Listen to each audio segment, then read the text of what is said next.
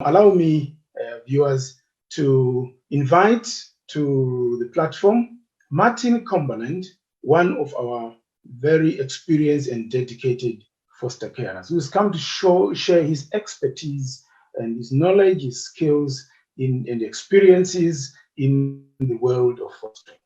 Martin, hello. Hi, Toots. How are you doing? Thank you, Martin, for joining us, and thank you for accepting to be part of this drive to recruit foster carers. So, Martin, how long? Let's just talk about your fostering experience a bit. How long have you been a foster carer? Been a foster carer for about 5 years, or coming up 5 years. And on annual review in 2018, we were reapproved as task-centred foster carers. Okay, all right. So have you, in your experience, have you had different children coming through? Do you remember? Yeah, we've had a number of different children come through, all with their own specific needs. Mm-hmm. Okay. Yeah, and after the children come and go, or some are still living with you, do you feel that satisfaction, that fulfillment, that you are doing a great job?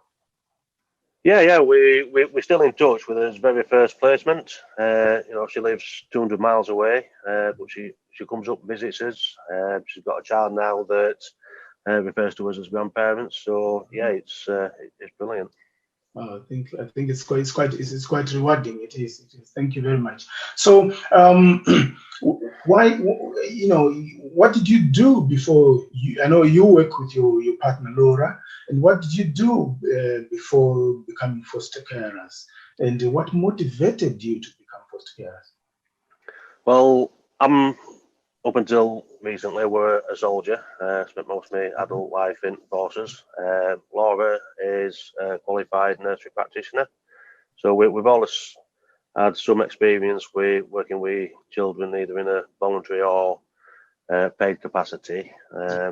We've seen kids from all walks of life, all social, economic, and cultural backgrounds, and it's. What motivated us to become carers was the fact that, like a lot of people, they walk around their own local area, they see antisocial behaviour, they see unruly kids, and first thing they think is that needs sorting out. For us, working with kids on a voluntary basis didn't seem quite enough, and so some of these kids who are causing antisocial behaviour from broken homes, neglected homes, abusive homes. So when local authority highlights these risks and potentially removes children from the risk, where do they go then? Who teaches them the skills that they need to be a positive member of the community? And this is the best way we thought of doing it. Oh, thank you very much. Well done. So do you think, since you started fostering, it has been a rewarding experience and you've never regretted it? You will never look back? No, we've, obviously at some points it's going to be the hardest thing you ever do in your life.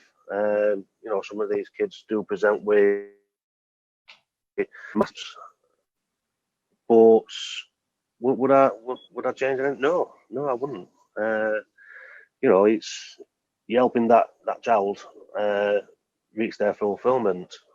You're helping them cope better with issues that might arise later life. But I've got no regrets whatsoever. Okay.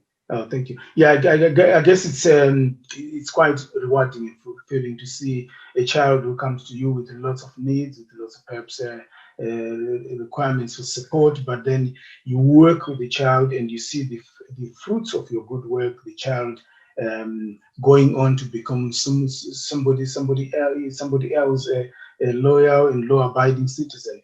Well done for that. Well done for that, Martin. And as you do your work day in and day out, who would you say are your sources of support? What support is available to you as foster carers? you know, it's limitless, really. Like I said, the majority of children we've had in place with us have come with additional needs, whether it's be emotional support that they need, whether they're suffering with mental health, even CSE. So we've worked with everybody from local youth club, local police force, local sexual health team, even CAMS, and Banya. They also provide invaluable support to us on a daily basis. Okay, thank you very much. And let's talk about the relationship between you and the supervising social worker, the support you receive from your supervising social worker. We have said on this forum that as foster carers, the closest person to you, the closest professional to you to provide support is your supervising social worker. Would you like maybe to enlighten us a little bit about your relationship with your supervising social worker? Well, currently we're on as second supervisor social worker. As first one, she was a massive, invaluable part of family. Whenever we needed her, she was there. Recently, yourself, Tuts, has become a supporting social worker, and again, I'm sure if we've got any issues whatsoever, whether it's a placement issue, a personal issue, we 100% sure we can call you and talk openly, and there won't be any judgment.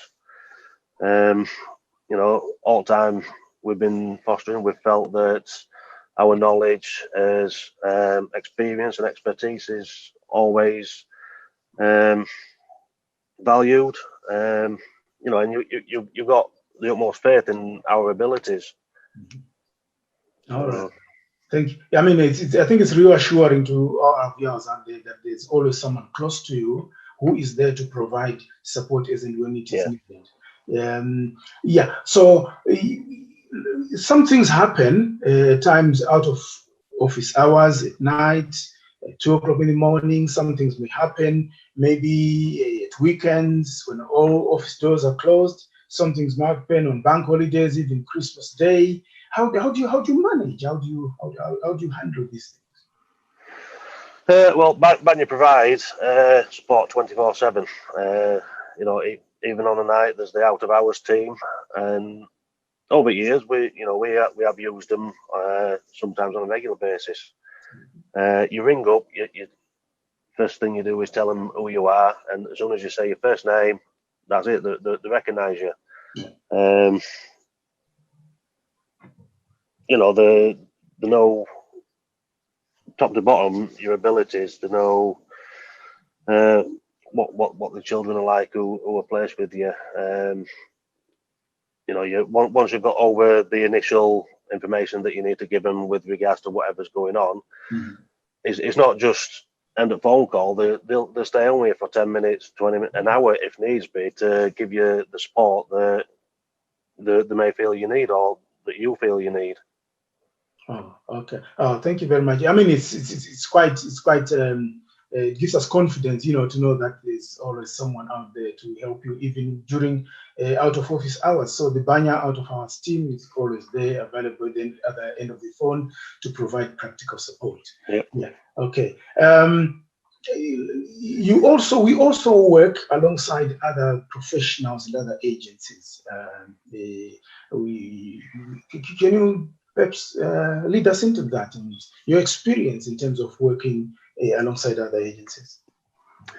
Well, we do have a good relationship with the child exploitation team, which is in County Down, which is a race.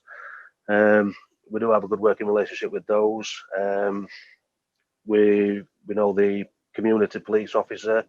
He's always at hand to come round, have a chat, have a cuppa. That's not an issue with him. Even local youth club, which has been a godsend. Placements have loved it. The junior school, I love to go on excursions with youth club, and it gives kids a welcome break from maybe being stuck around a family environment. It lets them express themselves freely without worrying about feeling about being judged. Okay. Yeah, all right. Thank you very much, Martin. And I mean, to all our viewers out there, just to stretch this a little bit, you may want to know that we work with various agencies, various professionals from all different walks of life, who are all interested in the best interest of the children that we're looking after. We have several meetings that Martin and Laura and all other foster carers take part in, meetings like placement meetings when the child is placed for the first time, not just dumped onto you, but there are meetings that are there to see that the needs of the child are properly met. We have LAC meetings, PEP meetings, TAC, you know, team around child meetings to make sure that everything is all going so well with the placement. In terms of interagency, we're talking of working with other professionals, Martin. You are there, you attend these meetings I've been talking about, the LAC meetings, the PEP meetings, the team around child meetings, and we are saying, how much do you feel your voice is heard? How much do you feel your views are taken into account? We've got no concerns whatsoever that we never listen to. Again, the agency is fully aware of the carers' abilities. If we make a decision, we're backed up by the agency. You know, we are listened to, and as advice is normally acted on, which is great.